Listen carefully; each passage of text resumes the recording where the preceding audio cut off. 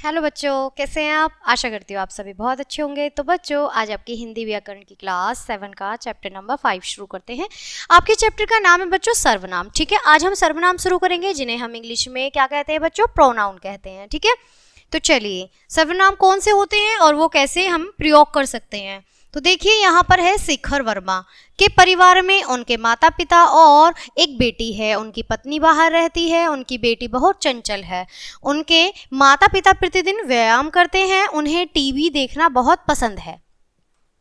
तो बच्चों ये परिवार के बारे में बात हुई है। तो अब आप देखेंगे उपयुक्त अनुच्छेद में शेखर वर्मा, जो शेखर वर्मा है और शेखर वर्मा के स्थान पर, अब आगे भी उनका नाम प्रयोग होगा लेकिन उनके नाम के स्थान पर क्या क्या है, उनके, उनकी या उन्हें शब्दों का प्रयोग हुआ है। अतः ये सभी शब्द क्या हैं बच्चों, सर्वनाम हैं। ठीक है, सर्वनाम का अर्थ, अब हम यहाँ पर सर्वनाम का अर्थ देखेंगे। सर्वनाम सबका नाम, ठीक है, इसका प्रयोग संज्ञा के स्थान पर किया जाता है। ठीक है, इसका जो प्रयोग है वो संज्ञा के स्थान पर किया जाता है। संज्ञा के स्थान पर प्रयोग होने वाले शब्दों को हम सर्वनाम कहते हैं। सर्वनाम के भेद, काइंड्स ऑफ प्रोनाउन, सर्वनाम के 6 भेद होते हैं। पुरुषवाचक, निश्चयवाचक, अनिश्चयवाचक, प्रश्नवाचक, संबंधवाचक और निजवाचक। सबसे पहले हम देखेंगे पुरुषवाचक सर्वनाम, ठीक है, जिसे हम पर्सनल प्रोनाउन कहेंगे। बोलने वाले, सुनने वाले तथा जिसके विषय में बात होती है उसके लिए प्रयोग किए जाने वाले सर्वनाम पुरुषवाचक सर्वनाम कहलाते हैं। उदाहरण के लिए यहाँ पर दिया गया है, हम कल घूमने चलेंगे। तुम कब आए, वह स्कूल क्यों नहीं आया। अब हम, वह, तुम, तो क्या है, ये व्यक्ति के लिए कहा गया है, तो क्या हो गया यहाँ पुरुषवाचक। ठीक है, आगे बढ़ते हैं। उपयुक्त वाक्यों में हम, तुम, वह आदि शब्द सर्वनाम है जो बोलने वाले, सुनने वाले तथा किसी अन्य विषय में बता रहे हैं। अब यहाँ देखेंगे कि पुरुषवाचक सर्वनाम 3 प्रकार के होते हैं। बच्चों मैंने बताया था कि सर्वनाम कितने प्रकार के, 5 प्रकार के। अब 5 प्रकारों में से भी जो हमारा पुरुषवाचक है उसके भी कितने प्रकार हैं, 3 प्रकार हैं। अब 3 कौन से हैं, उत्तम पुरुष, मध्यम पुरुष और अन्य पुरुष। ठीक है, जो उत्तम पुरुष है वो कौन सा होता है, फर्स्ट पर्सन। इस सर्वनाम में प्रयोग वक्ता, वक्ता कहते हैं जो बोलने वाला होता है। ठीक है, वक्ता अथवा लेखक अपने लिए करता है।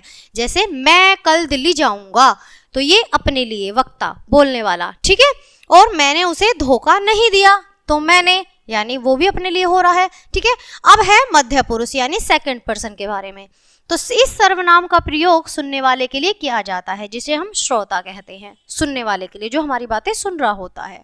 ठीक है, तो उदाहरण है यहाँ पर, तुमसे कुछ काम था। तो अब हम अपने से नहीं कह रहे कि मैं कुछ कर रहा हूँ, नहीं, तुमसे कुछ काम था, तो हम दूसरे से बात कर रहे हैं, दूसरे के लिए प्रयोग कर रहे हैं। ठीक है, तुम कहीं जा रहे हो, तो हम दूसरे से बात कर रहे हैं कि तुम कहीं जा रहे हो।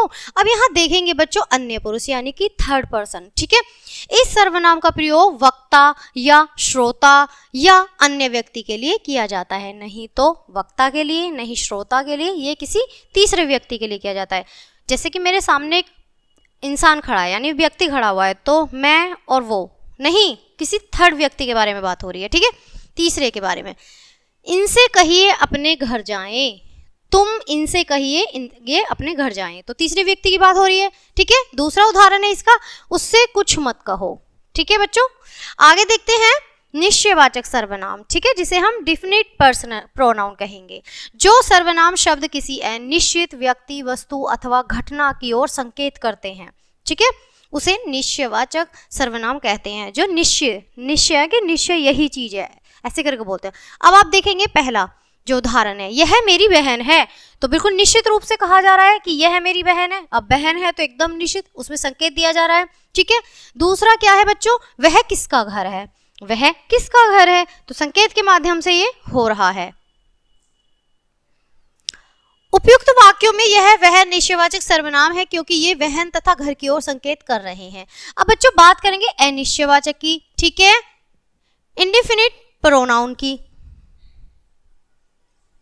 जिन सर्वनाम शब्दों से किसी निश्चित व्यक्ति अथवा वस्तु का बोध न हो उन्हें हम अनिश्चयवाचक सर्वनाम कहते हैं। जैसे बाहर कोई खड़ा है, ठीक है, और दूध में कुछ गिर गया है। तो क्या है, अनिश्चय, कि जिस चीज का हमें पता ही नहीं हो बच्चों। ठीक है, उपयुक्त वाक्यों में कोई और कुछ सर्वनाम शब्दों में किसी निश्चित व्यक्ति अथवा वस्तु का ज्ञान नहीं हो रहा है, अतः ये अनिश्चयवाचक सर्वनाम है। अब बच्चों यहाँ देखेंगे प्रश्नवाचक। सबसे सरल, सबसे जो बिल्कुल सरल होता है बच्चों, वो है प्रश्नवाचक सर्वनाम, जिसमें सवाल किया जाता है। समझ में आ रहा है कि कोई हमसे प्रश्न कर रहा है या फिर हम किसी से कर रहे हैं। ठीक है, तो क्या होता है, प्रश्नवाचक सर्वनाम, इंट्रोगेटिव प्रोनाउन। ठीक है, अब यहाँ देखेंगे जिन सर्वनाम शब्दों का प्रयोग प्रश्न पूछने के लिए, ठीक है, किया जाता है, उन्हें हम प्रश्नवाचक सर्वनाम कहते हैं। अब यहाँ पर देखेंगे उदाहरण। उदाहरण है आपको किससे मिलना है। तो बच्चों जहां पर क्या, क्यों, कब, किससे, किसके लिए ये शब्द आते हैं, वहां पर बिना सोचे समझे आप प्रश्नवाचक सर्वनाम लिख सकते हैं या प्रयोग कर सकते हैं। ठीक है, अगला है बच्चों हमारा उदाहरण, आप क्या बना रही हैं। तो क्या आ रहा है, नीले रंग के शब्द दिए गए हैं, आप देख पा रहे हैं, तो आप समझ जाएंगे प्रश्नवाचक सर्वनाम की बात हो रही है। चलिए, उपयुक्त वाक्यों में किससे और क्या सर्वनाम शब्दों से प्रश्न पूछे जा रहे हैं, अतः यह प्रश्नवाचक सर्वनाम है। अब बच्चों बात करेंगे संबंधवाचक की।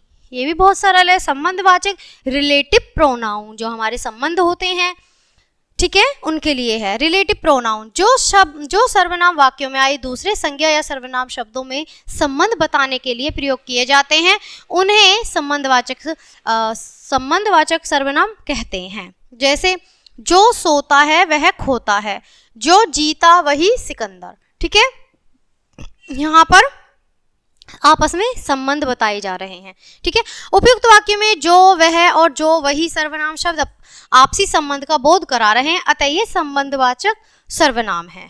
आगे बढ़ते हैं बच्चों, अब देखेंगे निजवाचक। ठीक है, निजवाचक सर्वनाम जिसे हम रिफ्लेक्सिव प्रोनाउन कहेंगे, जिन सर्वनाम शब्दों का प्रयोग कर्ता के साथ अपनेपन का ज्ञान कराने के लिए किया जाए, उन्हें हम निजवाचक सर्वनाम कहते हैं बच्चों। अब यहाँ उदाहरण दिए गए हैं, हम अपना काम खुद करना, मतलब हमें अपना काम खुद करना चाहिए। ठीक है, और दूसरा है मैं स्वयं चला जाऊंगा। मैं खुद मतलब खुद चला जाऊंगा, स्वयं चला जाऊंगा।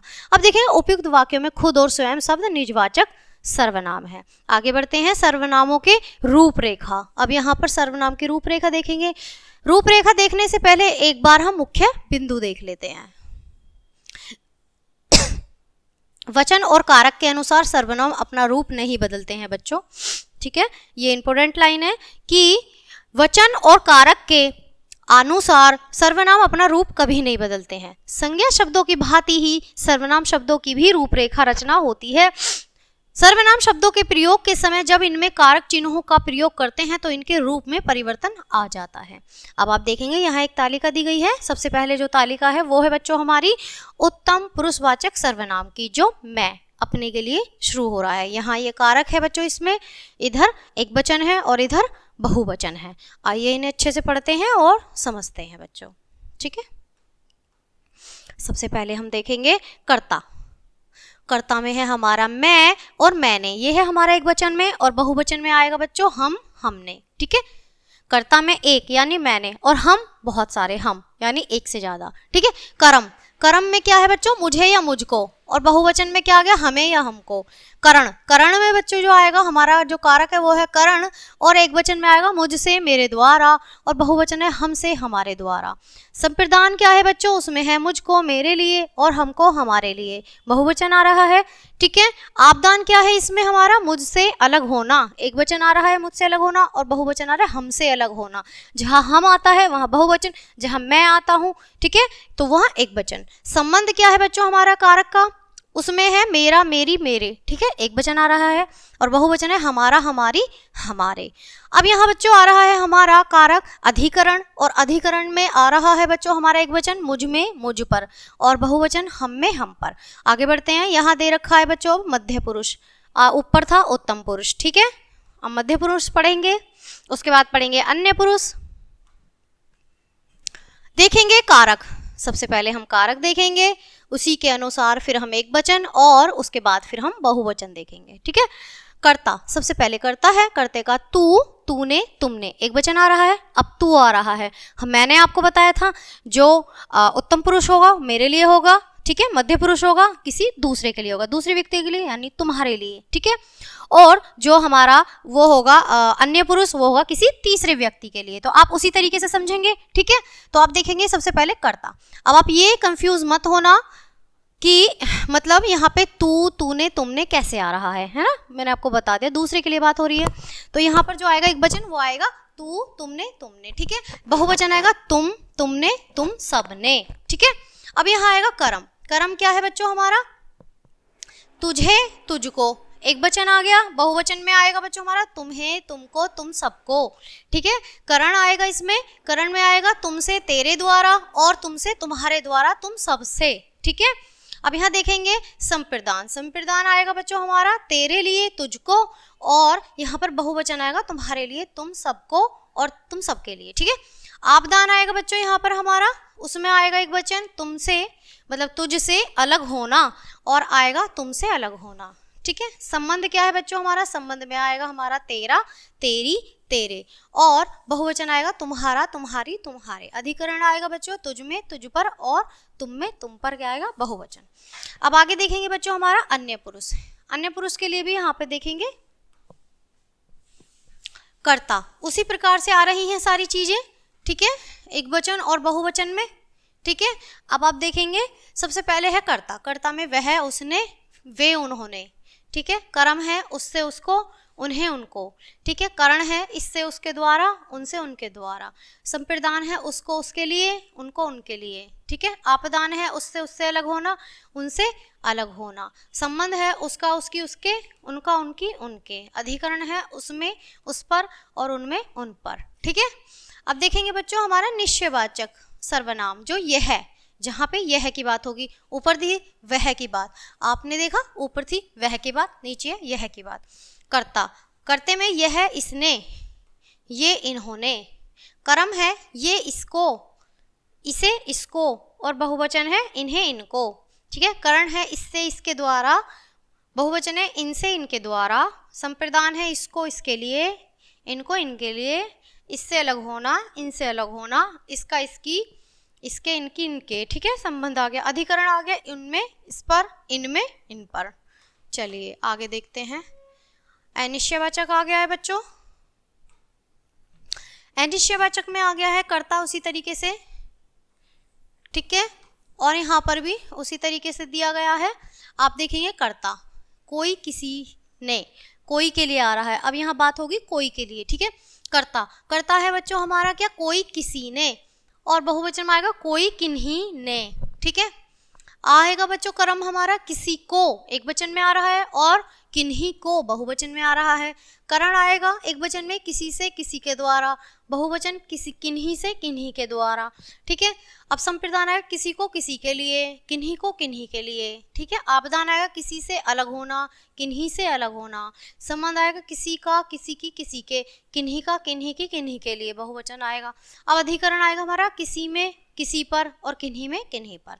आगे देखेंगे बच्चों हमारा संबंध सर्वनाम। जो संबंध है वो है जो, ठीक है, जिसमें आएगा जो। अब आप देखेंगे कर्ता सबसे पहले। अब यहाँ एक वचन है जो, जिसने, बहुवचन है जो, जिन्होंने। कर्म है जिससे, जिसको, बहुवचन है जिन्हें, जिनको। करण है जिससे, जिसके द्वारा, ठीक है, बहुवचन है जिनसे, जिनके द्वारा। संप्रदान है जिसको, जिसके लिए, बहुवचन है जिनको, जिनके लिए। आपदान है बच्चों जिनसे अलग होना, बहुवचन है जिनसे अलग होना, ठीक है। संबंध है जिसका, जिसकी, जिसके, ठीक है, बहुवचन है जिनका, जिनकी, जिनके। अधिकरण है जिन पर, जिसमें, जिन पर, जिनमें, बहुवचन है बच्चों।